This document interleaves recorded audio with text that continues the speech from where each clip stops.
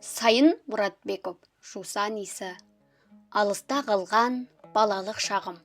Ойымнан жарғақ сары тоны қаудырлаған, тобыға тайған, сол аяғын сүйрете жүгіретін, шілбейген ақсақ қара бала бір кетпейді. Көзімді сәл жұмсамақ, шуылдаған балалардың ең соңында сол аяғын жер сыпырғандай көлденең сүйретіп, ес қалмай далбақтап жүгіріп келе жатқан Аянды көргендей болам. Сондайда оның алқына шыққан әлсіз жіңішке дауыспен: «Ей, тоқтаңдаршы, мен сендерге бүгін кешегіден де қызық ертегі айтамын» деген жалынышты үнін естимін.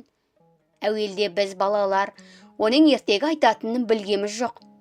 Ол әжесі екеуі біздің ауылға 42 жылдың жазында көшіп келген. Мал дегеннен тек бұзаулы қоңыр сиыры бар еді. Аянның әкесі майданға аттанып, туған анасы содан 2 ай бұрын қайтыс болыпты. Біздің ауылда әжесінің жамағайын төркіндері бар екен. Соларды сағалап келсе керек. Біз балалар көшеде 2-ге жарылып ап қағазға топырақ орап, бұрқылдата лақтырып, атысып, ойнап жүргенбіз.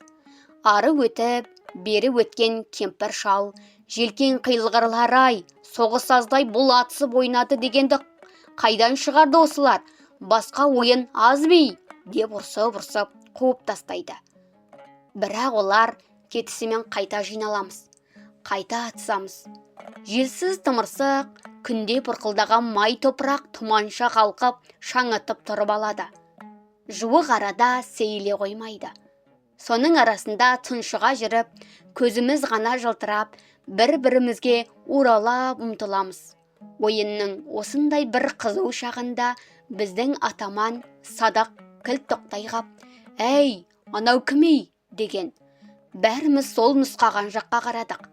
Анадай жерде шолақ жең ақ жейде, тізеден жоғары қысқа қара шалбар киген, кекіл шашы бар, мұнтаздай таза бір бала тұр екен.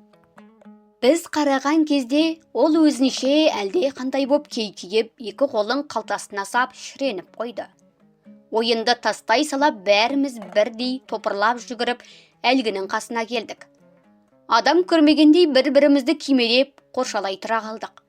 Үстіміздегі киімнің кімдікі қара, кімдікі ақ екені біліп болмайды. Баттасқан шаң топырақ. Шетімізден ит талағандай алым-жұлым алға салқанмыз. «Бұл кімей, қайдан келгеней?» деп бірімізді біріміз түртпектей береміз. Өзіне бастан аяқ шұқшия қарап шықтық. Ол да сынағандай әр қайсымызды бір-бір шолып өтті. Біздің ұсқынсыз түрімізге көңілі толмаған сияқты.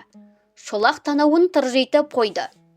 Қоңырқай жүзі тершіп, маңдайындағы бір келке етіп қиылған кекіл шашын үрлеп тұрды. Кекіліміз жоқ, бізге оның сол қылығының өзі кереметтей сүйкімді көрініп, қызыға қарадық. «Кекілін қарай өзінің, жаман әліне қарамай», деп қағытып өтті Есікбай. Біз күлкіміз келмесе де, оның сөзіне қошемет білдіріп, сықылықтай күлдік. Жаңа келген бала қызараңдап теріс айналып кетті. Мен білдім», деді Садық мақтана дауыстап. Онан соң әлгі баланың алдын орай өтіп: «Ей бала, сендер кеше көшіп келдіңдер ғой, Қоңыр сиырларың бар ғой, деді. «Иә», деді томсырайып тұрған бала оның сөзіне күлімсіреп. «Қоңыр сиырымыз бар. Атың кім?» «Аян». Біз бәріміз тегіс ұмытып қалмайық дегендей «Аян, Аян» деп күбірлесе қайталап қойдық. «Жүр жолдас боламыз», деді Садық оның әппақ білегінен қап-қара қолмен ұстай алып. Аян оның қолына қарады да, қызараңдап тұрып, ақырындап білегін босатты. «Сендер жақ ыстық екен, суға түспей қалай шыдайсыңдар?» деді. «Түсеміз, анау арада тоспа бар, жүр түсейік». «Суы бо», деп Садық ауылдың жоғарғы жағындағы шұңқыр тоспаны жерге сыйғызбай мақтай жөнелді. Аян бізге қосылып, солай қарай жүрді. Ауылға жаңа баланың келуі біз үшін нағыз мереке болатын. Әр қайсымыз оның көзіне түсіп қалуға тырысушы едік. Сондықтан бәрім бірімізден біріміз артық көрінбек боп, әй кеп мақтанатынбыз. Мен судың астында 60-қа дейін санап жата аламын, деп бөсті Садық. Менің де мынадай ақ көйлегім бар, үлкен сандықта жатыр, апам кигізбейді, деді көп үндемейтін Қасым тырнауықта. Қасым төбелескенде ылғи баға жетіп кеп бетті тырнайтын, сондықтан ona тырнауық дейтінбіз. Өзінен көп балалар қорқатын. Оған тек Есікбай ғана тек келуші еді. Қазір де ол, ой, кетшар тырнауық мысық, сенің үйіңде алтын барын да білеміз, деп ентелеп келе жатқан Қасымды көкірегінен итеріп жіберді. Есікбай сыйдаң бойлы, қол аяғы қара қайыстай қатқан ұзын, жүгіргенде алдына жан салмайтын, өзі төбелесқор сотқар бала еді. Кейде қараптан қарап келе жатып әркімге бір ұрынатын жаман әдеті бар. Әлі жеткенді аяқтан шалып қап, болмаса басынан тоқай жылатып жіберетін. Қазірде ол Аянның алдында қыр көрсеткісі кеп, тырнағының қайсы мысық деп Қосымды аяғынан шалып қалды. Қосым жалп етіп ұшып түсті де теріс сыдырылған тізесін ұстаған күйі көзі жасаурап қайта тұрды. Біраз жүргеннен кейін Есікбай оның басынан түйе тоқай ала бастады. Жылап жіберген Қосым тырнамақ боп ұзақ қорлана ұмтылған. Есікбай оны ұзын қолымен тұмсықтата салып жіберді. Қосымның мұрнынан қан дірдектеп бақырып үйіне кетті. Сол күні біз суға түсіп, күнге қақталдып, кешке дейін тоспа басында ойнадық. Аян бұрыннан таныс адамдай етене боп кетті. Ол өте ақкөңіл, ақылды бала екен. Адамдай іш тартып тұратын жайдары жүзі, не десең де тез көне кететін жұмсақ мінезі бізді бірден үйіріп әкетті. Ең жақсы қасиеті ешкіммен төбелесіп сөзге келмейтіндігі еді. Бір-екі рет кейбір шатақ құмары балалар тиісіп те көрген өзіне. Аян үндеместен қабағын түйіп, ондайлардан сырт айналып кетіп жүрді. Өзінің жауап қайыра алмағанына налығандай боп, менің көкем де жоқ, апам да жоқ. Сондықтан төбелессем, әжем ұрсады ғой, деп қойды ол. Алыс-жұлыс ойын үстінде күрескенімізде ол біразымызды жығып кетті. Тек Есікбайдан ғана жығылды. Алғашқы күннен бастап, Аянмен етене жақын дос болуды әркім-ақ ойлай бастаған. Бірақ ол ешкімге ерекше ықылас білдірген жоқ. Бірімізден бірімізді бөліп жарған жоқ. Бәрімізбен де жақсы жолдас болды. 3-4 күн өткен соң, әбден үйренісіп алғаннан кейін, ұрынарға қара таппай жүретін Есікбай басқа балаларға да тиісетін қылығын Аянға да істеді. Онымен төбелескісі келіп, өзінен өзі жөнсіз тиісе бастады. Аян оған жасқаншақтай қарап, қойсаңшы енді, деп күңкілдеген сайын Есікбай ыржақтап кеп қайта-қайта оның басынан тоқай алып, аяғынан шалып мазасын кетірді. Ыза болған Аян ақырында, төбелесесің бе, деген. Есікбай оны мазақтай түсіп, сенімен бе, қойшей, деп кеп күліп, сілекейін Аянның бетіне жаға салды. Мұнан әрі шыдау мүмкін емес еді. Мен бұл көшенің ортасында төбелеспеймін. Жүр, анау сайға ел көрмейтін жерге барып төбелесейік, деді Аян. Қойшей, мұнау дөй қойей, деп Есікбай сілекейін Аянға тағы жақты. Жүр ал, Есікбай көкеңнің жыдырығын іскегін кеп тұрса. Ол енді Аянды итермелей түсіп, сайға қарай жүгірді. Екеуінің төбелесін көру үшін біз де ердік. Сайға түскен соң, Аян жейдесін шешіп, шеткі бұтаның басына ілді де, бірден Есікбаймен алыса кетті. Есікбайдың бойы анағұрлым биік еді. Екеуі шартпа шорт белдескен кезде, ол Аянды белінен қапсыра қысып, қайқайтып бойымен басты. Бірақ қанша күшенгенімен жығуға шамасы келмеді. Дереу бір қолымен Аянды кекілінен шап ете қап, шалқасынан күрс еткізді. Жығып Аянның бет аузына былшылдата соға бастады. Аян тырс етіп үн шығармастан, астында жатап, құр қол аяғын ербеңдете берді. Тек бір кезде Есікбай, ойбай, деп баж ете түсті де, бір жағына қарай бұраңдап жығыла берді. Аян оның қолын бұрап жіберген екен. Енді Аян күш алды. Ол аузы қан болып атып тұрып Есікбайды алқымынан біре түсіп, жер сүздіріп тұқырта берді. Өздері апыр-топыр қылған қара топыраққа Есікбайдың бет-аузын бір-екі рет көміп жіберген. Ойбай, болды деп айқай салды Есікбай. Аян оның басынан аттап тұрып кетті. Ұшып тұрған Есікбай тағы да тап берген. Аян оны белдесуге жібермей, екі қолынан ұстай алды да жата беріс тастап ыңқ еткізді. Бірақ үстінен басып соққан жоқ. Қатты жығылған Есікбай біразға деген тұра алмай ыңқылдап жатты. Аян болса бұлаққа барып бет-аузының қанын жуып, ақ жейдесін киіп, түк білмеген, түк көрмегендей үйіне қайтты. Осы төбелестен кейін-ақ Аянға ешкім тиіспейтін болды. Күзде оқу басталып, 7 менен 10 жастың аралығындағы өңшең бір өңкей балалар 1-ші класқа бардық. Бізді Иманжанов деген шаша әппақ қудай, қолы басы тоңған адамша дірілдей қалшылдап, көзі қып-қызыл боп жасаурап отыратын қарт кісі оқытты. Бұл кісі денсаулығының нашарлауы себепті қаладан көшіп келген мұғалім екен. Бізге күн сайын үйінен әкелген қағазды бір парақтан үлестіріп беріп, әріптерді үйрете бастады. Аян екеуміз бір партаға отырғанбыз. Бірінші күннен-ақ ол зеректігімен көзге түсті. Мұғалімнің тақтаға жазған әріптерін айна қатесіз қағазға түсіріп, тез жаттап алып жүрді. Тіпті келе-келе күніне 1-2 әріптен ғана өткенімізге көңілі толмай, барлық әріптерді тезірек неге үйретпейді екен? Шіркін, ағама қат жазар едім деп күңкілдейтін. Әрине, майдандағы әке ағамызға қат жазу бәріміздің де көкейіміздегі асыл арманымыз еді. Сонымызды сезгендей, Иманжанов та бізге тезірек қат танытуға бар күшін салып бақты. Сөйтіп, бас аяғы бірер айдың ішінде әріптерді тегіс жаттап, бірлі-жарым сөздерді құрап, жаза алатындай халге жеттік. Ал Аян болса кәдімгідей аса жаннан артық көретін аға деп бастап қат жазатын болды. Ендігі оның қуанышында шек жоқ еді. Күнде сабақтан кейін үйіне келісімен төр алдына ет бетінен түсіп, сиялы қарындашты тілімен жолап қойып, бет-аузын сия ғып ағасына қатты үстіне жазатын да жататын. Күніне 2-3 қаттан жазатын. Кейде әжесінің айтқанын жазса, кейде өз бетінше жаза беретін. Біз басқа балалар әлі де сөйлем құрап жаза алмайтынбыз. Сондықтан Аянға кеп, қат жазуды үйретші деп жата жабысатынбыз. Аян білдінбейтін. Жымың етіп күлетін де, «Мә, мұна менің қатымды көшіріп жаз.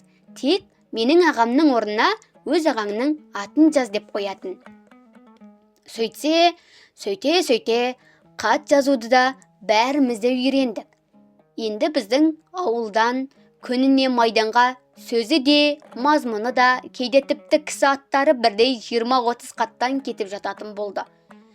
Дәл біздің қат тануымызды күтіп жүргенде-ақ 2 айдан кейін Иманжанов қатты науқастанып, төсек тартып жатып қалды. Бір қол, бір аяғынан паралич болған. Басқа мұғалім келмеді. Осылайша біздің оқуымыз да келер жылға дейін тоқтаған еді. Бірде Аян өрісте мал қайырып келе жатып, үйретемін деп өзінің қасқа бұзауына секіріп мінген. Семіз бұзау мөңкіп шығып кетті. Сол жолы Аянның тобығы тайып, 1 айдай үйінде ауырып жатты. Осыдан кейін-ақ Аянның тобығы тайғыш болып алды. Қит етіп алса, я секірсе, тобығы тайып кететінде Аян. Ойбай, аяғым-ай деп жан ұшырап бақырып жата қалатын. Бірте ол алысып-жұлысып, ойнайтын ойындарға араласпай, шеттеп, бар қызыққа тек анадайдан сырттай қызыға қарап тұратын болды. Тобығы 3-ші рет тайғанда ол үйінде бұрынғыдан да ұзағырақ жатты. Бұл кезде қыс түсіп, қар жауған. Біз болсақ сырғанақтың қызығына кіріскенбіз. Біздің ауыл ешкі өлмес деген кішкене қоңыр таудың дәл етегінде еді. Ұзыннан ұзақ бір көше боп жоғарыдан төмен қарай созылып жататын. Қыста осы жалғыз көшенің басынан аяғына дейін балалар жуылдаса топырлай жүріп қарды таптап сырғанақ жасайтынбыз. Қар қалың түскенімен таулы жердің күні өте жайма шуақ жылы болады. Тапталған қар күні бойы жентектеле беріп, кешке қарай көк мұз боп қатып қалатын. Дәл сол кезде үй-үйден шанасы барлары шанасын сүйретіп, конькиі барларды аяғына конькиін байлап, бала атаулы тегіс көшеге шығатын. Қас пен көздің арасында ұзын көше бастан аяқ қыбырлаған балаға толып кетуші еді. У-шу боп біреулері төмен қарай оқша зулап шанасының табанынан от жарқылдата бара жатқанда, енді бірі шуалған топ шаналарын сүйретіп жоғарыға өрлеп бара жататын. Бүгінде сырғанақтағы ойынның сондай бір қызған шағы еді. Күннің көзі қан талағандай боп ерекше қызарып, ұясына қонуға таянған. Сірескен ақ қардың бетінде бір сәтке жұқалаң қызғалт кілегей тұрды. Күні бойы ешкөлместің күнгейінде жайылған мал ешкім қайырмаса да бір ізбен шұбырып ауылға қайтқан. Кенет бүкіл ауылды шулыға шыққан ашы дауыстар селт еткізді. Төбе құйқаны шымырлатып, жоқтау айтқан дауыстар Аянның үйінен шығып жатыр. Мұндайда балалар еліккіш келеді ғой. Сырғанақты тастай бере, дәл бірдеңеден құр қалатындай бәріміз бірдей дүрліге дүркіресіп, Аянның үйіне қарай лап қойдық. Артымыз жетпей жатып, алдымыз не боп қалғанын естіп те үлгердік. Аянның әжесі өліп қапты деген сыбдырды алқына тұрып сүйінші сұрағандай бірімізге біріміз жеткіздік. Жарғақ сары тон киген Аян күлімдеп тұратын, қара көзі шарасынан шыға жаутаңдап, өңі боп-боз есігінің алдында тұр екен. Үйінде көрші қолаң әйелдер бір-бірімен шуылдаса көрісіп, азан-қазан боп жатқанмен ол көзіне жас алмапты. Біз өзара сөйлескеніміз болмаса, оған үн қатқамыз жоқ. Аян да бізді үнсіз қарсы алды. Сүйреткен шанамызға конькиімізге көз салды. Тоңғаннан ба танауын жиі-жиі тартып дір-дір етеді. Күн ұясына еніп бара жатыр. Аян болса, сол мелтиген күйде жалтақ-жалтақ етіп, ауылдың әр тұсынан әжетайлап дауыс қойып келе жатқан үлкен адамдарға қарайды. Бірақ олардың бірі де бұған назар аударар емес. Біз болсақ енді қайтер екен деп қызықтағандай да, одан көз айырмастан ортағап қоршалай тұрмыз. Өзара сыбырласқан боп, оғанда естірте әжесі өлгенге неге жыламайды деп қоямыз. Аян естісе де естімеген адамша міз бақпайды. Тек әлде бір уақытта бас жоқ, аяқ жоқ. Ертегі тыңдайсыңдар ма деді. Онан соң біздің жауабымызды күтпестен өзі бастап үйдің бұрышына айналды. Жүріңдер, үйдің сыртына отырайық. Біз оның соңынан ердік. Үйдің сырт жағына кеп шаналарымызды қаз-қатар тіздік те өзіміз жайғаса отырып, енді не дер екен дегендей Аянның аузына қарадық. Ол со тұнжыраған қалпында бәріміздің жүзімізді бір сүзіп өтті де, күлкілісін айтайын ба деді. Біз үн-түнсіз бас изестік. Аян тонының омырауына тұмсығын тығып сәл күрсініп қойды да, ойға шомған күйде сыбырлағандай дауыспен, ертеде бір жетім бала бопты деп ертегісін бастады. Сол күні оның ертегісі түннің жарымында бірақ аяқталды. Әуелде тұнжыраған күймен жабырқау басталса да, келе-келе ертегінің күлкілі оқиғасы көбейіп, Аянда бауырын жазып, бәріміз көңілді күлкіге батып, қарық боп қалдық. Тіпті Аянның әжесінің өлгенінде ұмытып кетіппіз. Сықылықтап күліп, мәз мейрам боп, «Ей, тағы да айтшы» деп жан-жақтан шулап қоя бердік.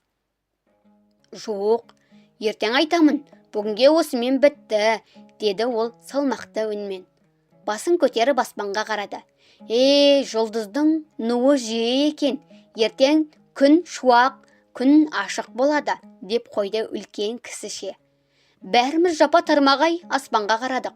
Шынында да жұлдыздар жайшылықтағыдан әлде қайда көп еді. Баттиып, балқыған қорғасынша сорғала бағып түсердей боп жарқырайды. Біз Аянның ертеңгі күннің ашық болатын жұлдызға қарап айтқанына іштей сүйсіне таңырқасып қойдық. Менің қасымда отырған Садық қалай біледі деп таңырқауын жасыра алмады. Енді біреу менің құлағыма сыбырлап, «Нуы деген не?» деп сұрады. Білмеймін дедім мен де. Бірақ бұл сөздің мағынасын сұрап алуға батпадық. Ертеңіне Аянның әжесі жерленді. Жұрт ат қойып зираттан қайтқанда, Аян әжесінің қабірінің басында елдің ең соңынан шошайып жалғыз қалды. Ол бұл күні де жылаған жоқ. Қарлы топырақ араласқан жас қабірге жаутаңдап біраз қарап тұрды да, бір уыс топырақты іліп ап, топырағың жеңіл болсын әже деп шашып жіберді. Онан соң қып-қызыл боп тоңған екі қолын аузымен кезек-кезек үрлеп қойып ауылға қайтты. Сол күні Аян әжесінің тумаласы Бапай деген шалдың үйіне көшті. Біз көшеде сырғанақ тебуге кіріскенбіз. Дәл осы кезде азынаулақ көрпе жастық тиелген шананы Бапай айдап, Аян өзі қоңыр сиырын бұйдасынан жетелеп, көшенің басындағы шалдың үйіне көшіп бара жатты. Қоңыр сиыр үйренген қорасынан шыққысы келмей тартыншақтай бастаған. Біз бір топ бала шуылдаса қаумалап артынан айдадық.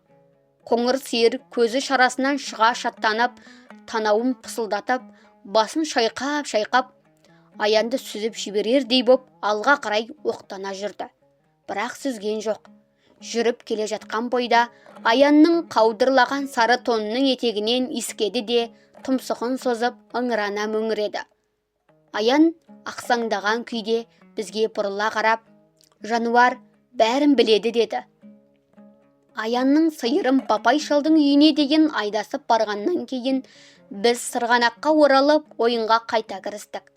Сәлден соң Аян да сырғанақ басына келді.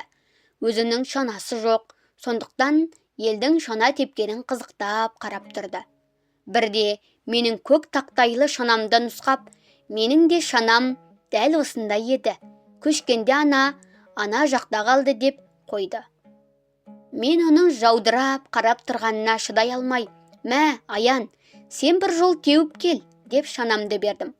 Қуанғаннан ол езуін жия алмай ыржия күліп кеп шанаға отырды да, «Ал кім менімен жарысады?» деп айқайлап еңіске қарай зулата жөнелді.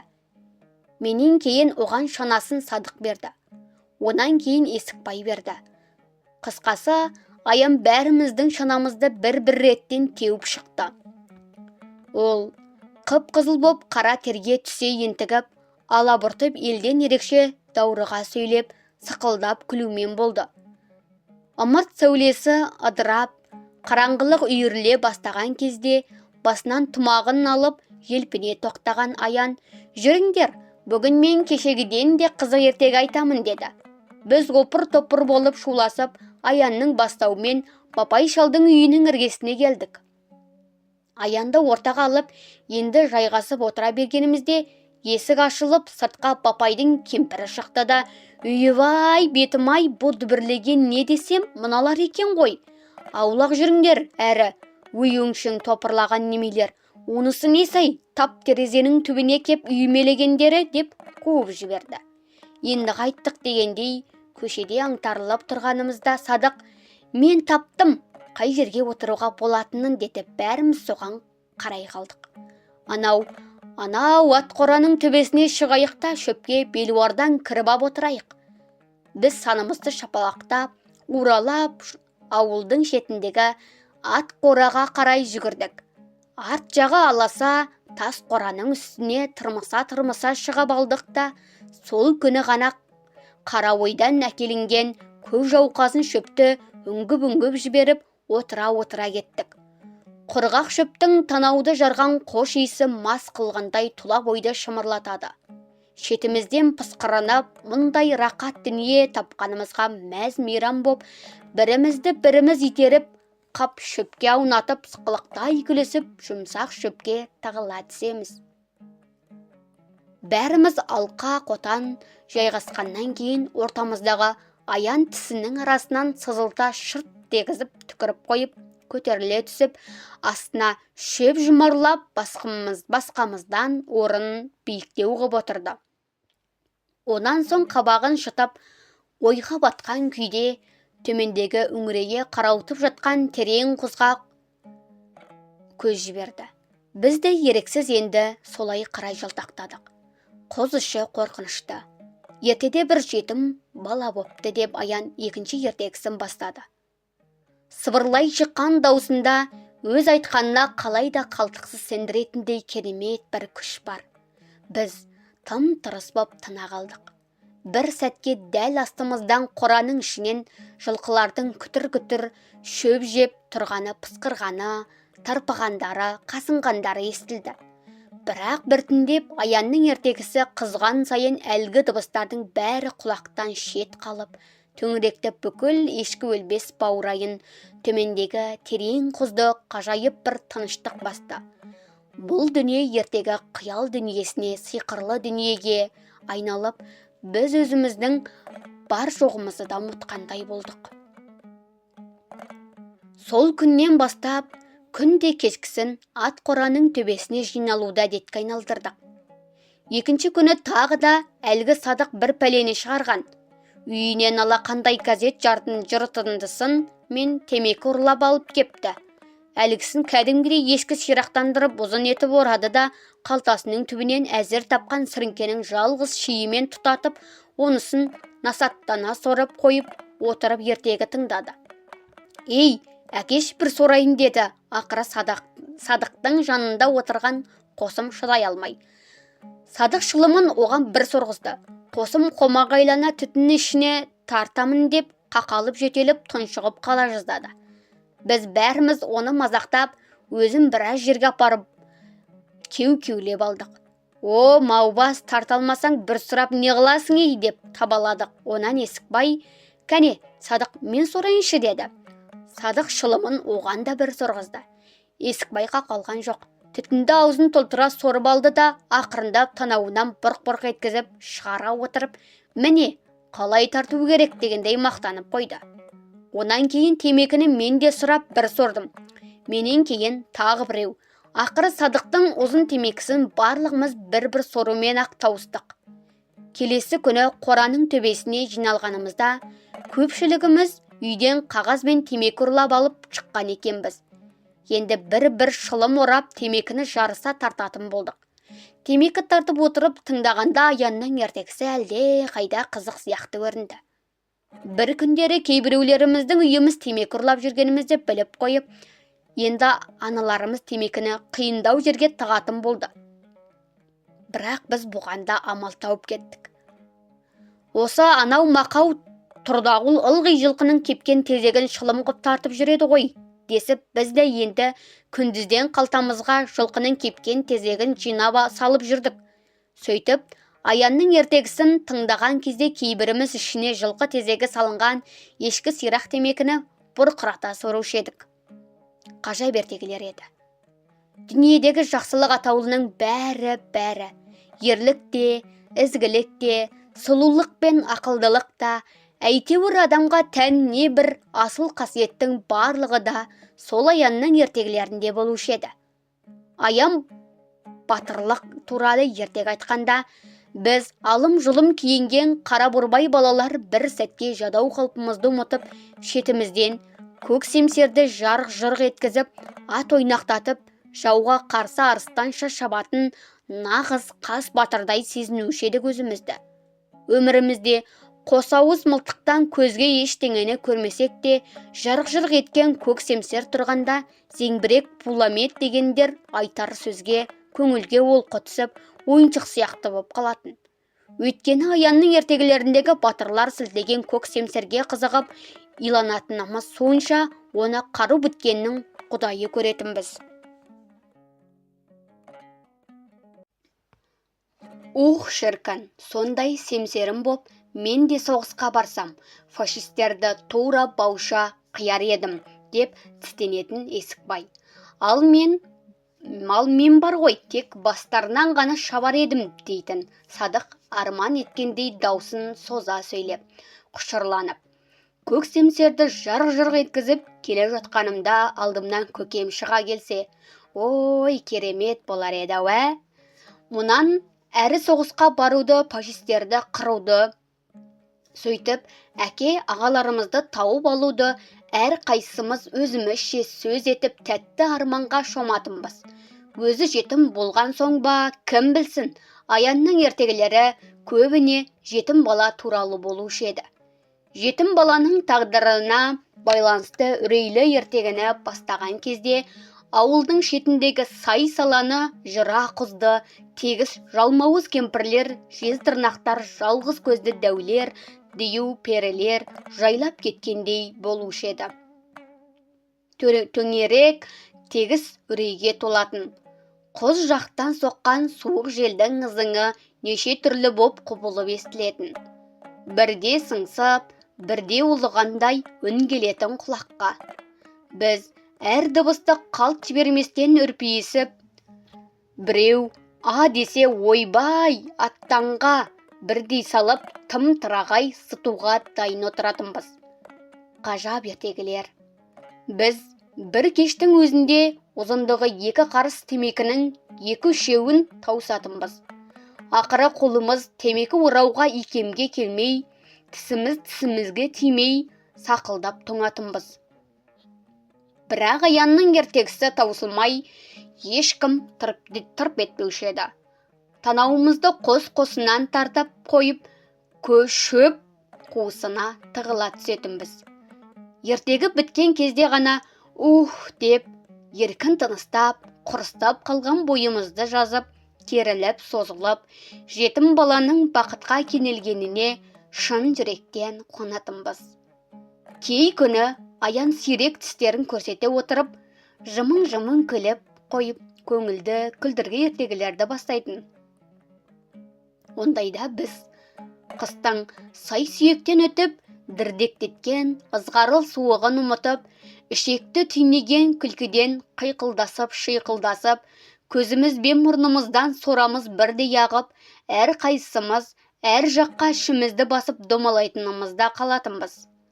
Ол күнде біз бұл дүниеде соғыс дегеннің бар екенін, әр қайсымыздың әке ағаларымыздың алыста, сонау батыста жауған оқтың астында жүргенін де естен шығаратынбыз.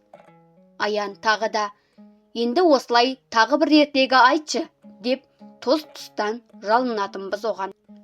Бірақ Аян бір түнде бір ертегіден артық қалай жалынсаң да айтпайтын. Орнынан тұрып үстін қағып, түн ортасы боп қалды ғой, жетер енді дейтінде, салмақтана сөйлеп, сендер қызықсыңдар, бір күннің ішінде 2 ертегіні ойлап шығару оңай дейсіңдер ме, деп қоятын онан соң. Біз ертегілердің бәрін Аянның өзі күнделікті ойлап шығаратынын білсек те, оған пәлендей мән бермеуші едік. Бар білетініміз, Аян күнде неше түрлі ертегілерді ойлап кеп, кешкілік бізге айтып беруі керек. Ал біз ұйып отырып тыңдағанды ғана білеміз. Ертегі ойлап шығару оңай ма, қиын ба, ол жағында еш шаруамыз жоқ. Тіпті ол жағын сөз ете қалғанның өзінде де, Аян ғой, күн сайын бір ертегі ойлап шығарады. Ендеше ертегі шығару қиын да емес шығар. Тек басқамыз ертегіні қалай құрастырудың әдісін білмейтін болармыз, деп түйетінбіз. Ал ол нендей әдіс? Ол жағын қазбалап, ойлай түсуге не өреміз жетпейтін де, не мойнымыз жар бермейтін. Таң атқаннан күн батқанша салп-сұлп етіп, көшенің аяғынан басына дейін шана сүйретіп, сырғанақ ойнауды ғана білетінбіз. Кешкісін тесік фималарымыз бен сырма шарықтарымыз зілдей боп шылқылдап су өткеніне қарамастан ат қораның төбесіне тартатынбыз. Алғашқы күндері күндізгі ойын кезінде Аянға шанамызды кезекпен-кезек сырғанауға беріп жүрдік те, келе-келе шетімізден сараңси бастадық. Қызық ойынның үстінде шанаңды бір жолға болса да біреуге беріп қойып, өзің сырттай қарап тұрғанға тағатың жетпейтін. Сондықтан Ендігі жерде Аянға шана күніне бір рет қана тиетін. Онда да ойынның қызуы бәсеңсіген шақта барып біреуіміз, «Мә, Аян, бір рет теуіп кел», деп оны мүсіркегеннен амалсыз бергендей болушы едік. Аян да енді бұрынғысындай шанаға отырғанына қуанада даурықпайтын. Қызараңдай күлімсіреп кеп, шананы қолыңнан еменшектеп алатын да, бір сырғанап кеп қолыңа беретін. Онан соң сары тоныңның омырауына тұмсығын тығып, суық сорған өңі көк пеңбек боп бозарып, біздің ойынымызға қарап шетте үнсіз состиятында тұратын. Тек папайдың кемпірі: «Ей, Аян, қайдасың? Анау сиырды пайла, қаз үйректі қама, биені суарып, шөп сал» деген кезде бізге жалтақтай қарап үйге кететін. Едәуір уақыттан кейін қайтып оралатын. Оның асыға күтетін шағы күннің ұясына қонуы. Күн ұясына қонды дегенше жүзі жадырап сала береді. «Ал жүріңдер, мен кешегіден де қызық ертегі айтамын» деп еліктіре жөнеледі. Кейде ертегі тыңдауға ол күндіз де шақыратын. «Сырғанақ деген немене? Тек киім тоздырып, шаршау» деп менсінбегенде ернін шүйіріп қоятын. Ондай кезде оған: «Ағатай, мә, сырғанашы» деп шанаңды кесе көлдерің тосып жалынсаң, пысқырып қараймайтындай көрінетін. Сонан кейін-ақ ойынның сәні кетуші еді. Шынында да, «Ей, менің шарығымнан су өтіп кетті. Жүріңдер, ат қораның төбесіне барайық» десіп сетіней бастайтынбыз. Біздің бұл түрімізді көріп, Аян сырғанақты онан әрмен жамандайтын. Онан біздің шаналарымызға қарап қойып: «Мыналар шана ма?» дейтін мұрнын тыжырайтып. Шіркін, өзінің рөлі бар алдында шамы бар ылдиға да өрге де бірдей сырғанайтын шанасы болса. «Ой, қойшы, ондай шана болушы ма еді?» «Болғанда қандай? Қобыланды батырдың тай бұрылындай ұшатын аттар бар ма?» «Бар, ендеше ылдый өрге бірдей сырғанайтын рөлді шанада бар». Мұнан әрі Аянмен сөз таластыра алмайтынбыз. Кім білсін, мүмкін сондай шана бар да шығар. Әркім іштей: «Шіркін, Аян айтқандай ылдый өрге бірдей сырғанайтын рөлді шанам болса» деп қиялдайтын сияқты едік сол бір сәтте.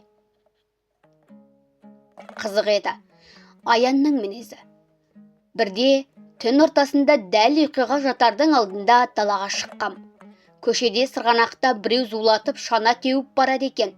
Жым-жырт, айлы түнде әлгі бір ғана шананың өзі гүрілдеп, жер көшіп келе жатқандай дүбір шығарады. Шыдай алмай жүгіріп сырғанаққа бардым. Міне қызық, шана теуіп жүрген Аян екен. Ай жарығында анық көрінді. Жүзі жайнаң қағып, екененінен алқына дем алады. Тонының екі етегі далпылдап шананы көшенің басына қарай сүйрете жүгірді. Мені көріп бұрылды да: «Жүр, ойнайсың ба?» деп дауыстай сөйледі. «Қойшы, түн жарымында есі дұрыс адам ойнай ма?» «Ойнағанда қандай? Ту, сен өзі мынадай айлы жарық түнде шанамен сырғанаудың қандай керемет екенін білмейді екенсің ғой.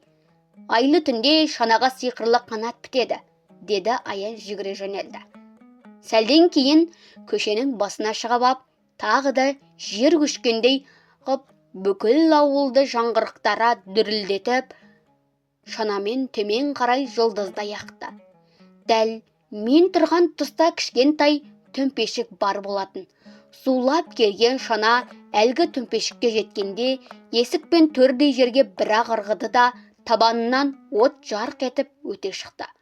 Аян қолын көтеріп «Ура!» деп айқайлады. Маған шынында да ол теуіп жүрген шанаға сиқырлы қанат біткендей көрінді. Жүгіріп үйге келдім де, қараңғы ауыз бөлмеден бос тұрған шелеглегенді даңғыр-дұңғыр еткізіп шанамызды іздей бастадым. «Уйбай, ұры ит кіріп кетті ме?» деп үйден апам шыққан. Менің шанама жармасқанымды көріп: «Сен бісің? Нені қиратып жүрсің?» деді таңырқап. «Апа, шана тебем». Апам шошып кетті. «Тәйтәрі, осы жеті түнде шанасын несей мұнаның?» бірдеңе көрінер мынаған елден ерекше деп ұрсып берді. Әне, Аян сырғанап жүр ғой. Аян, желкен қиылсын сенің. Аян дейді ғой, Аян дейді. Таста әрі, апам шананы әрі түкпір бұрышқа қарай итеріп тастап, мені желкемнен бір түйді. Жат төсегіңе, ертеңде күн бар.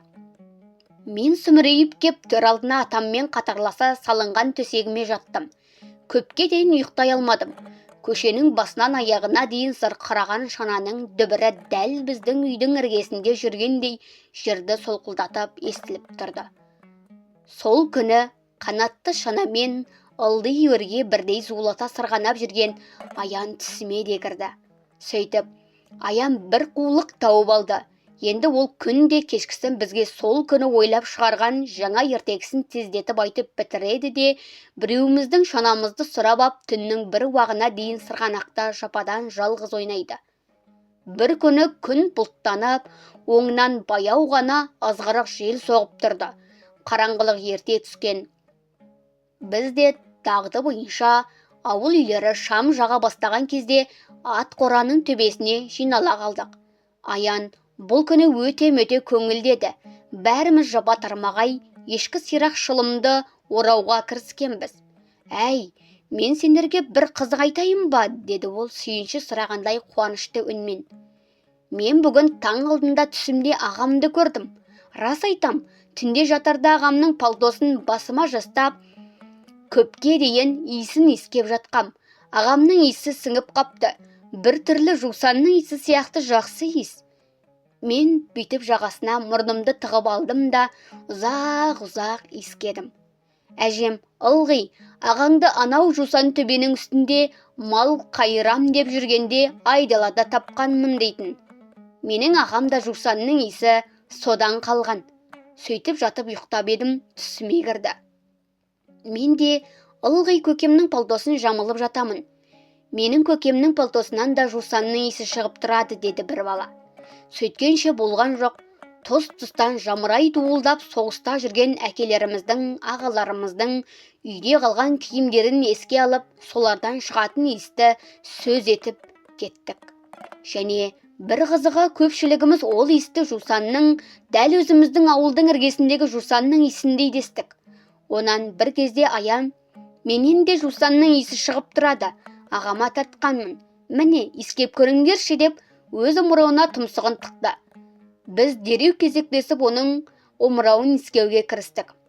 Өзі айтқаннан ба, әлде шынымен солай ма? Әйтеуір, Аянның омырауынан бұрқырып жусанның иісі шығып тұрғандай көрінді бізге. Раси, жусанның иісі шығады. Қандай сүйкімдей жусанның иісі дестік бір ауыздан. Онан соң әр қайсымыз өз кеудемізге тұмсығымызды тығып, өзіміздің иісімізді өзіміз иіскеп жаңалық ашқандай, менен де жусанның иісі шығады. Менен де, міне, иіскеп көрші. Тура жазды күні жусан төбенің иісіндей десіп, жан-жақтан шулап кеттік. Сәлден кейін басқа сөздің бәрі тыйылып, Аян ертегі бастауға кірісер сәтте Есікбай тұрып, бүгін түнде Аянға шанасын кезек бойынша қосым беруі керек деді. Саған менің шанам сынып тұр, деді қосым. Осы әлгінде ғана сынған ештеңесі жоқ еді ғой? Сынып тұр. Түнде тебуге жарамайды. Керек болса өзің бер шанаңды. Мен беріп жүрмін, ылғи беремін, ал сен неге бермейсің? Бермеймін со, деп күңкілдеді қосым. Сынып тұр. Жарайды қойыңдаршы деп сөзге Аян араласқан. Бірақ осы кезде Есікбай қосымның бас киімін жұлып ап лақтырып жіберді.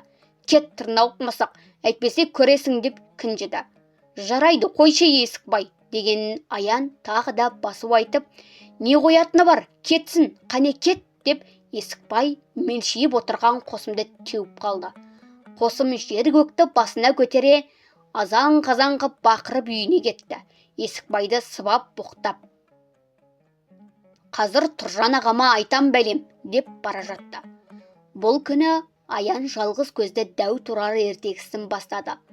Бұл оның бұрынғы ертегілерінен де әлде қайда қызықты еді.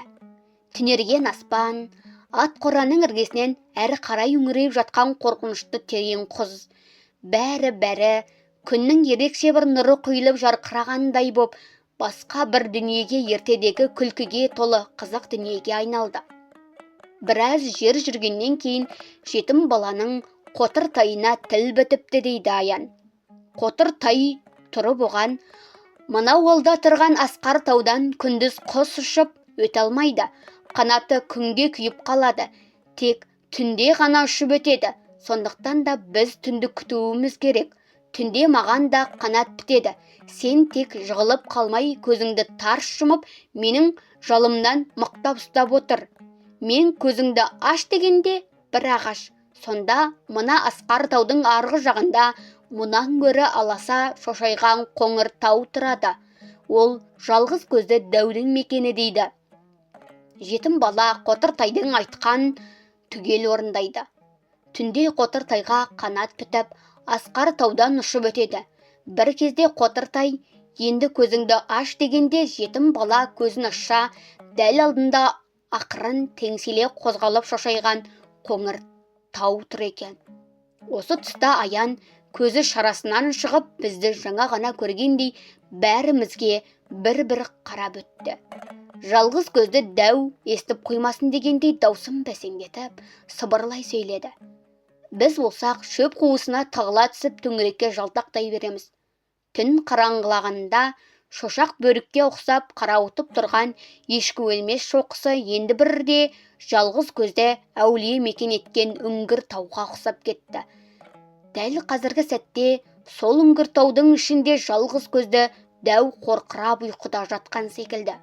Оның қорқырай алған демінен шошақ тау түндігін жел шайқаған киіз үйдей көтеріліп, басылып желпілдеп, бірде ары бері теңселіп, қозғалып тұрған сияқты көрінді. Демімізді ішімізге тартып, қараңғыда теңселгендей боп тұрған ешкі өлмес шоқысына көз тігіп қарай беруге дәтіміз шыдамай, Аянға қараймыз. Қараңғыда бозарып көрінген жүдеу өңі сол өзі айтып тұрған қиялдағы дүниені көріп отырғандай дірілдей, шытынап, көзі жалт-жұлт етеді. Ызғырық жел онан сайын суытып, қар ұшқындай бастады. Тұтасқан қап-қара аспан тұншықтыра салардай боп ауыл үстін тұмшалап тұр. Ит үрді. Тура жалғыз көзді дәудің иті құсап ұлып үрді. «Апырай, жалғыз көзді дәу оянып кетер ме екен?» деп зәре құтымыз қалмайды. Өстіп ертегі қызғана беріліп отырғанымызда шеттегі бір бала «Ойбай, өрт!» деді. Шөптің арт жағын ала ызғырық желдің өтінде лаулалтып от жанып жатыр. Бұл ат қораның төбесі күзде ғана сабанмен жабылған. Жанып жатқан сол сабан екен. Шетте отырған балалардың бірі шылымын сөндірмей лақтырып тастап, сабан содан тұтанса керек. Жел өтінде лезде лапылдап көтеріліп кетті. Не істерімізді білмей сасқалақтап, қорадан секіріп түсіп, тым-тырақай қаша жөнелдік. Балалардың ең соңынан ала секіріп түскен Аян «Ойбай-ай, аяғым!» деп жан даусы шыға айқайлап жіберді де шоңқаң етіп жата кетті. Бірақ біздің оған қарайлайтындай шамамыз жоқ. Ауыл жақтан аттан деп жер көкті басына көтере айқайлап, шолақ қол бригадир Тұржандай жетті. Армия қатарына жақында ғана қайтқан, сол қолын білегінен оқ жұлып кеткен, бірақ өзі аса қатыгез, мейірімсіз адам еді. Келген күн-ақ қан көріп, қаным бұзылып келді деп үйіне жиналған қатын қалаш кемпір шалдың зәресін алған. Бригадир боп тағайындалғаннан кейін жұмсағанда тілін қайырған талай әйелдері мен жасөспірім балаларды әлімжеттік етіп сабаған. Қазір сол Тұржан жүгіріп жеткен бойда қораның артында төрт бүктеліп шырқырап жатқан Аянды дәу табан кирзі етігімен теуіп кеп жіберді. Аян қалпақша қалқып барып анадай жерге түскен. Тұржан енді оны қолындағы қамшымен тулақты сабағандай көміп алды да тағы да тептай кеп. Бас демей, көз демей ылсылдатып тебе берді. Әуелде құлындағы даусы шығып шырқырап, ағатайлап шыңғырған Аянның біраздан кейін үні өшті. Кирзі етіктің астында жансыз заттай електеніп жата берді. Ауылдағы жұрт дүркірей жиналып кеп өртті сөндірді. Әлдекім келіп, былқ-сылқ етіп жатқан Аянды көтеріп алды. Қарт адамның даусы. Иттің баласы, пәшеске берген қолыңның құнын осы қаршадай жетім баладан алайын деп пең? Ой есіркі деп ақырды Тұржанған. Біз, басқа балалар осының бәрін алыстан бұта-бұтаның арасынан сығалап қарап тұрдық. Дір-дір етіп шетімізден жылап жіберуге шақ едік. Ел кеткен соң жасырынып бұғып-бұғып үйді-үйімізге тарадық. Үйге келсем төсектер салулы, бірақ ешкім жатпапты. Атам екі көзі қанталап, терісіне сыймай тырсылдап ашулы отыр. Апам көзін сығымдап жылап отыр. Не болды екен деп шошып босағада тұрып қалдым. Өй аузыңды ұрайын жаман неме деді. Атам жекіріп. Тұржанның тепкісін Аянмен бірге көрсең етті. Жаны тәтті шірік, көрінбе көзіме. Мен үн-түнсіз жер шұқылап босағада тұрдым да, мұнан өзге ештеңе айтылмаған соң аяғымды сырт киімімді шешіп төрге өттім. Тамақ сұрап ішуге бата алмай, сыбдырсыз шешініп төсегіме жаттым. Сорлы жетімнің көрген күні солда, деді. Бір кез анам ауыр күрсініп. Қорғары жоқ болған соң басынғаны ғой. Бұл Өржанның баласы кісі өлтірер. Иттің сұры жаман, сұрынан шошимын деп қойды атам. Таңертең ояна кетсем, апам жаңа сауып әкелген сүтін құрсаулы бәңкеге құйып отыр екен. Менің оянғанымды көріп, тұра ғой, мына жарты күрешкедей сүтті пешке қояйын. Піскен соң іш, ал мына сүтті әлгі Аянға апарып берейін. Байғұс бала көкпеңбек тұлыптай боп қозғала алмай жатқан көрінеді, деді. Киініп, жарты күрешке ыстық сүтті апыл-ғұпыл іше сап, Бапай шалдың үйіне мен де жеттім. Аян есік жақтағы темір пештің түбіне төселген құрым киіздің үстінде кіргір жұқа құрақ көрпе жамылып жатыр екен. Бір жамбастаған күйде қозғалалар емес. Қамшымен тепкі тиген денесі көкпеңбек боп күлкілдеп ісіп кетіпті. Бет аузы да ісіңкі, көзі кішірейе жылтырап, жаутаңдап жатыр. Домбыға кезерген ернін жалап қойды. Мен оның жанына кеп отырдым. Ол да үнсіз, мен де үнсізбін. Бір-бірімізге жалтақтап қарай береміз. Енді бірде апам мен жүн түтіп отырған Бапайдың кемпірінің сөзіне құлақ тостым. Байғұс баланың аяғын салдырдыңдар ма деп сұрайды апам. Жоға, әлгі шал ертеден бері зыр жүгіріп, сынық салатын адам табалмады. Асылбек сынықшы бар емес пе? Жолаушы кетіпті ғой. Сәл үнсіз отырған соң Бапайдың кемпірі Аянды кінәлай сөйледі. Жүгермек-ай десеңші, өзіне де обал жоқ. Түн жарымынсыз бір қайтпайды ғой. Елден ерекше осыны алып бара жатқан ненің ойын екенін білмеймін. Ойынның осылғыр. Ибай-ау деп мұнан арғы сөзін сыбырға айналдырып жіберді. Осы үйдің көрпесін шірітіп, есі кіріп қалса да. Бапайдың кемпірі қанша сыбырлай айтса да, соңғы сөздері бізге анық естілді. Қып-қызыл боп кеткен Аян тістене шытынап, басын бұрып әкетті. Іргеге қарап жатты. Үйбай, белім-ай, көп отырып қаппын ғой, үйге кетейін деп менің апам орнынан тұрды. Аян тәуір болғанша күнделікті бір күрешке сүтті бізден алып тұрыңдар. Бапайдың кемпірі апаммен ілесе сыртқа шықты. Қосымды соғу керек, дедім мен оңаша қылған соң. Аян теріс қарап жатқан күйде, ендігәрі өлсем де темекі тартпаспын, деді. Тұржан жаман адам, қаны бұзылған. Бұл сөзіме Аян жауап берген жоқ. Әлден уақытта басын көтеріңкіреп маған, анау пальтоны әперші, деді ілулі тұрған қара пальтоны нұсқап. Мен осы үйдегі жалғыз орындыққа шығып, пальтоны алып, оның алдына әкелдім. Аян басын жастықтан әзер деп көтеріп, екі қолы дірілдеп, пальтоның жағасына тұмсығын тығып, жіберіп, құшырлана иіскеп алды да, тез іліп қой, әйтпесе ұрсады, деді. Онан соң шалқасынан түсіп, көзі бажырайып, кірпік қақпастан үйдің төбесіне тесірейе қарап, ұзақ жатты. Қалың ойда жатқан сияқты, өңі сұрланып, дірілдей демалады. Ап-арық шырпының жіңішкелегіндей қолымен домбыққан ісіктерін сипады. Бір кезде ғана, ағам келеді ғой, жақында әлі, сонда көрсетеді Тұржанға, деді. 10 шақты күннен кейін Аян төсектен тұрып жүре бастады. Тобығы тайған Аян аяғын жер сыпырғандай көлелеңінен сүйретіп, солтақтап, босатып, басатын болды. Мен оған, Асылбек шал келді ғой, аяғыңды салғызбайсың ба дегем. Ауырады ғой енді, деді ол жабырқаған кескінмен. Ой, сен білмейсің ғой, тобығыңды қайта салғызғандай қалай ауыратынын. Сұмдық ауырады. Енді ол күнде кешке қарай сырғанақтың басына кеп ойын тарқағанша қылқиып тұрады да қояды. Ойынға араласпайды. Бір-екі рет мен де Садық та шанамызды бергенбіз. Басын шайқап теппей қойды. Аяғым ауырады деді. Кей күні ойыннан кейін мен кешкі тамақты ішіп ап, Бапайдың үйіне баратынмын. Мен келгенде Аян ылғи темір пештің аузында от жағып отырады. Ол кезде соғыс жылдарында біздің ауыл отынға сабан жағатын. Малатаспен бастырған астықтың сабаны орған қамыс сияқты ірі болады. Арасында шалап бастырылған, кейде тіпті мұрты сетінемеген масақтар жиі кездесуші еді. Отқа жанғанда сабан дүр-дүр етіп, лауылдап, ал масақтары бытырлап кететін. Аян от жағып отырып, білдіртпей ғана сол масақтарды жинайды. Лауылдап жатқан сабанның арасы бытыр-бытыр ете қалғанда, Аян қолын отқа тығып жіберіп, шала пісіп қалған күйелеш масақты лып еттегізіп суырып алатын. Мен есікті ашқанда Аян жүзі жайнап қуанып кетуші еді.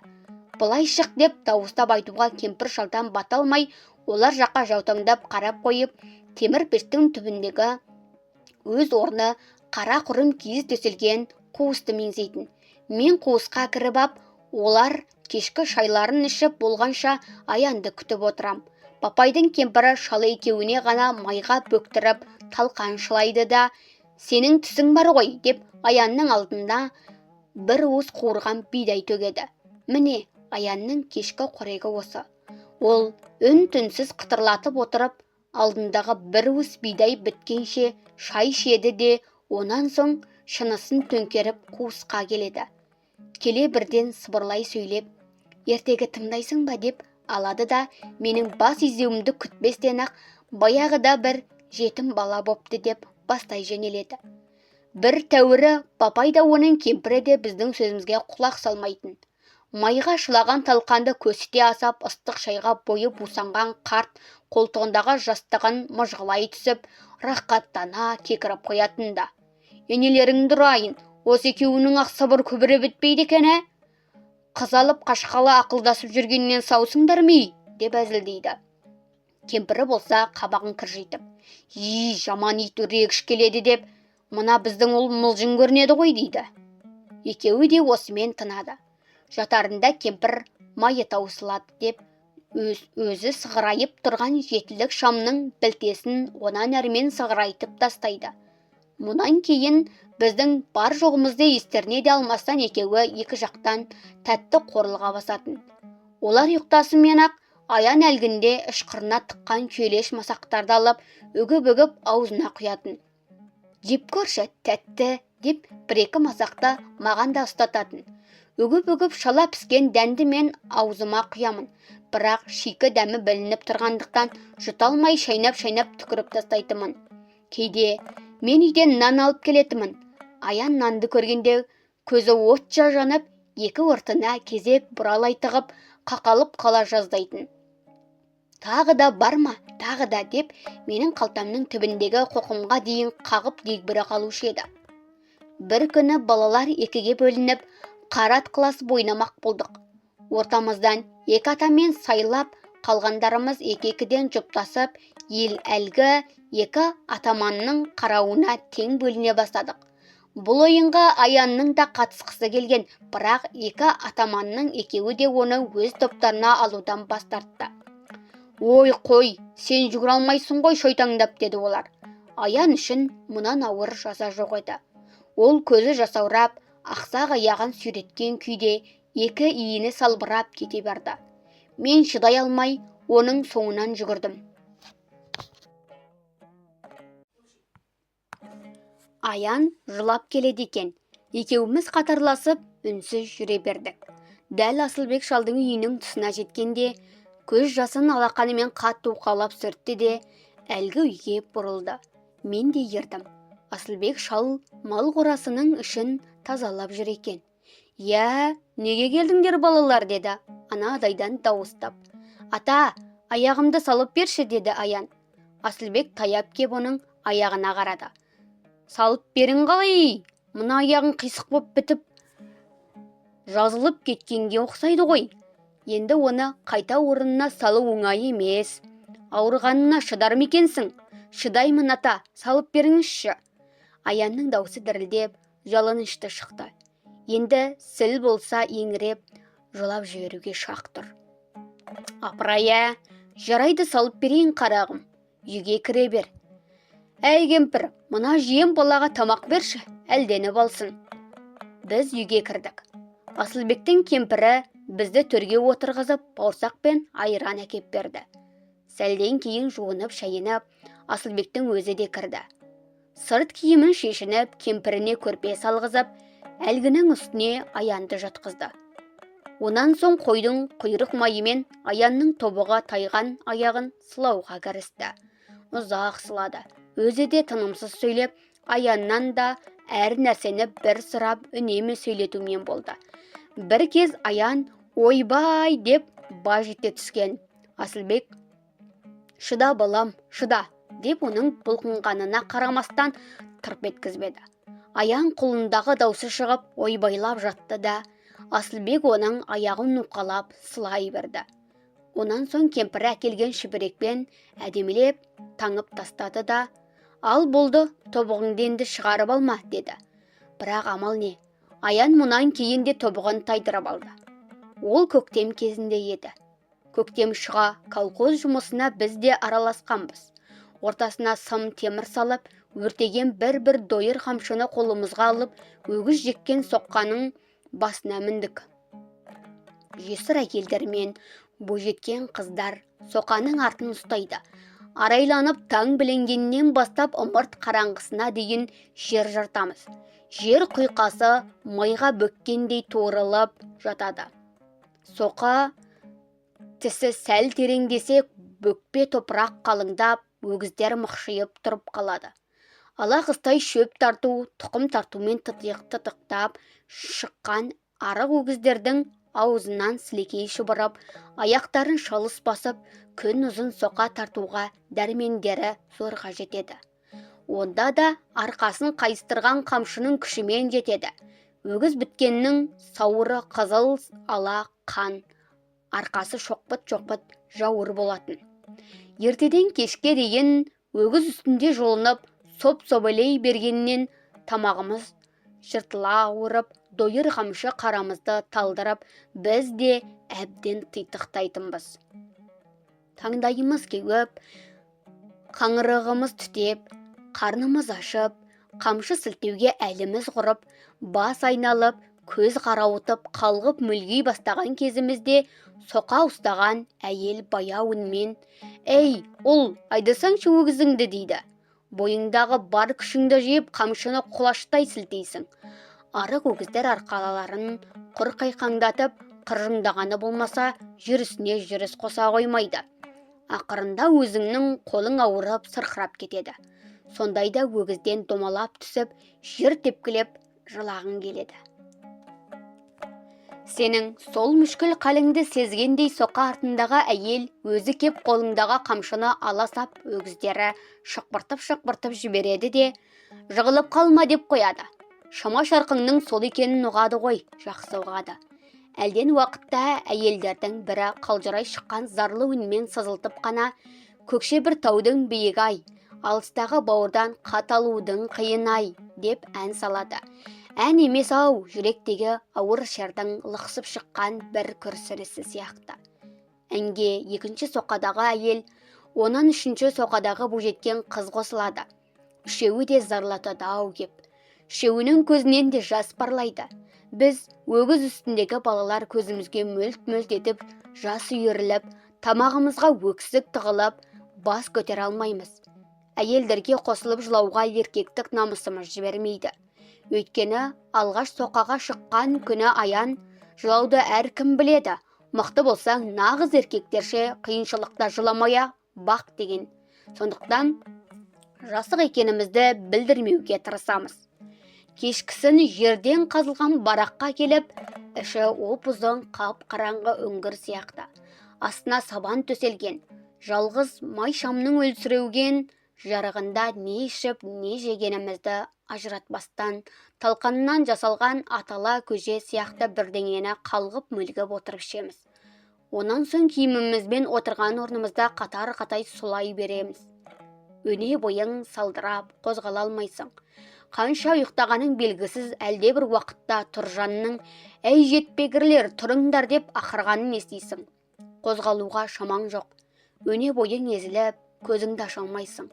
Сол кезде Тұржан әр қайсымызды әке-шешеден түк қалдырмай сыбап сирағымыздан дарылдата сүйреп барақтың аузынан сатқа қарай атып жібереді. Тағы да арқасы пышақтың қырандай өзі жауыр өгіздің үстіне жарбия жабысасың. Тағы да жақ жаппастан соп-собайлеп, қарың үзілердей боп, тынысымыз қамшылау. Түске жақын өзегің талып, әлің кетіп, қалғи бастайсың. Кейде өгіздің үстінен домалап түскеніңді де білмейсің. Бусанып жатқан қара парға бұрқ ете қаласың. Көзіңді уқалап атып тұрып, соқа ұстаған әйелдің көмегімен өгіздің арқасына қайта жарбиясың. Осылайша күніне әр қайсымыз өгізден 2-3 реттен домалаушы едік. Аянның тобыға осындай бір өгізден домалап түскен кезінде тағы тайды. Ол қара парға бұрқ еткен күйде аяғым-ай деп баж етті де бүктеліп жатып қалды. Жүгіріп жанына бардық. Ол жыламауға тырысып, тістеніп, көзін жұмып, көкпеңбек боп сазарып жатты. Аяғындағы күннен тігілген шоқайын шешпек боп едік, қинала ыңырсап, онан ағатайлап бебеу қақты. Көтеріп бараққа алып бардық. Ауылға апаруға көлік болмады. Сол түні денесі қызып, таң атқанша сандырақтап сөйлеп шықты. Ертеңгісін біз жұмысқа кетерде ғана көзін ашты. Мен басқалардан жырылып, бір сәтке оның жанында қалдым. Өзімше ақыл айтпақ едім оған. Сөзі неден бастарымды білмей қипақтап отырғанымда ол өзі бастады. «Ой, кеше аяғым қатты ауырды» деді дірілдеген үнмен. Тура өлгім-ақ кеп еді. Тағы ағамды ойлап қана тоқтадым. Онан соң біраз үнсіз жатты. Түймесі ағытылған күртесінің омырауына тұмсығын тықты. «Қарашы, жусанның иісі» деп қойды.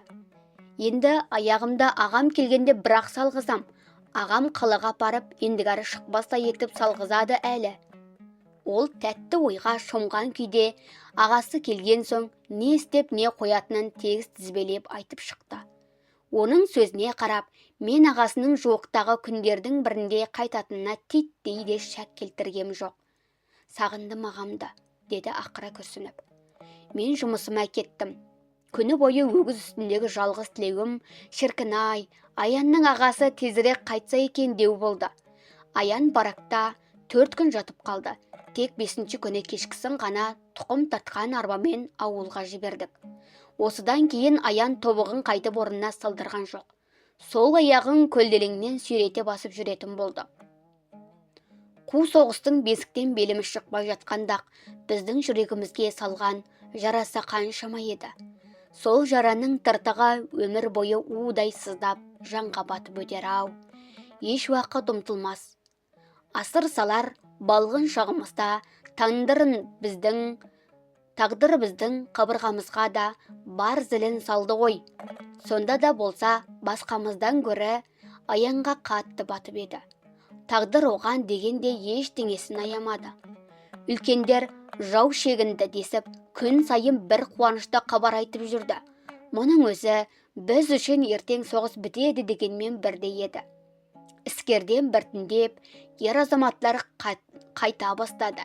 Бәрі жаралы боп қайтқандар. Бірі қолынан, бірі аяғынан, бірі қабырғасынан, бірі көзінен айырылғандар. Бірақ сөйтіп жарымжан боп қайтса да олардың әр қайсысының келуі ауыл үшін үлкен мереке еді. Солардың бірде-бірі Тұржанға ұқсап, қан көріп қайттым, қаным бұзылды деп есірген жоқ. Қаралы қағаздар да келіп жатты. Жаз ортасы. Аңзақ, жел ұйтқи соққан ыстық күннің бірінде біздің ауылға тағы бір қаралы қағаз келді. Бұл жолғы қаралы қағаз ешкімнің үйінен зарлы жоқтау айтатын дауыс шығарған жоқ.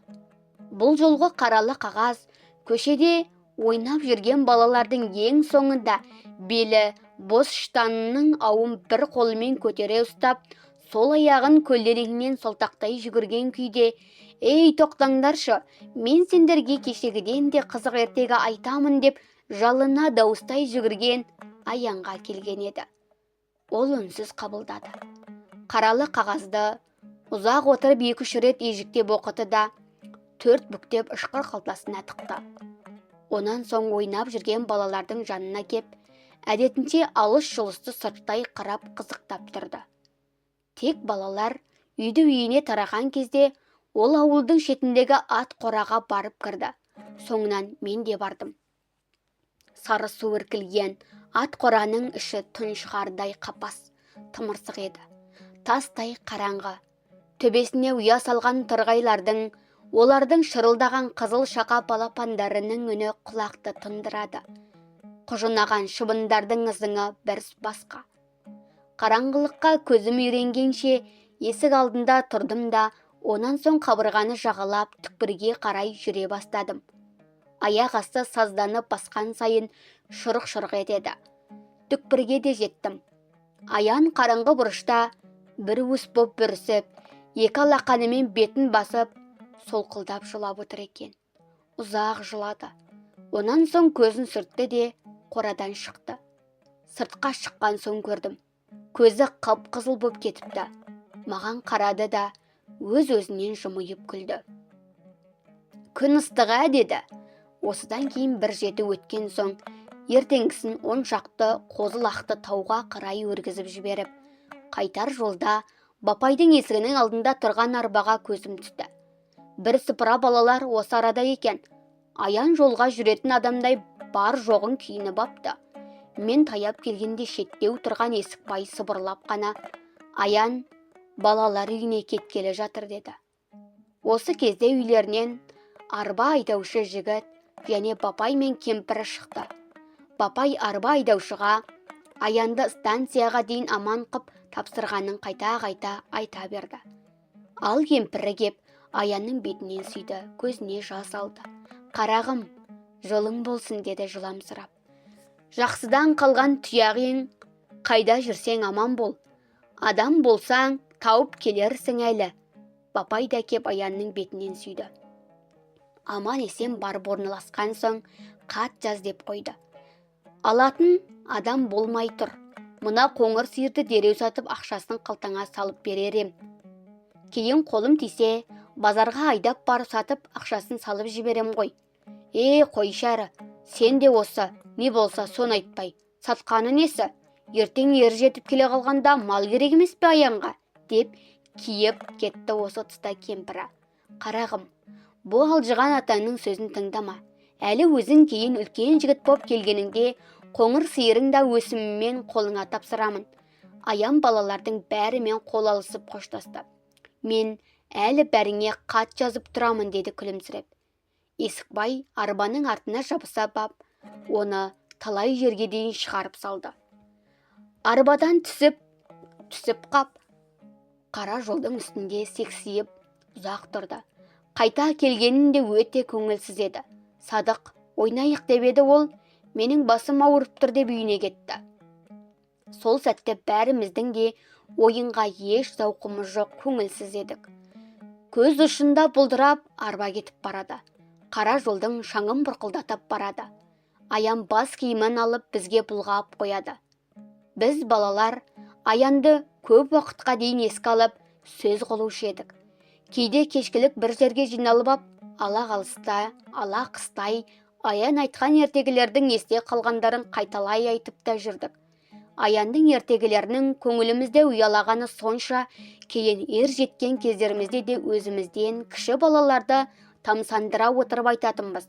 Тіпті күні бүгінге дейін сонан бері талай ондаған жылдар өтсе де, кей күні түнде далаға шыға қалсам, қараңғыда бөрікше шошайған ешкі өлмес шоқысы астында жалғыз көзді дәу ұйықтап жатқандай, соның қорқыраған демінен теңселіп тұрғандай көрінеді. Сол дәумен алысатын жетім бала қайда екен деймін. Сол сәт жазға салым жусан төбе жақтан қоңыр салқын самал еседі. Ашқылтым иіс аңқиды, жусанның иісі. Сондайда есіме тағы аян түседі. Шынында да бұл күнде аян қайда екен, тірі ме екен? Ондай бала тірі болуы тиіс. Ондай бала алдына нендей мұрат қойса да жетеді. Ал тірі болса, жусан төбеге бір оралмауы қалай? Жусанның иісін сағынбауы мүмкін емес қой.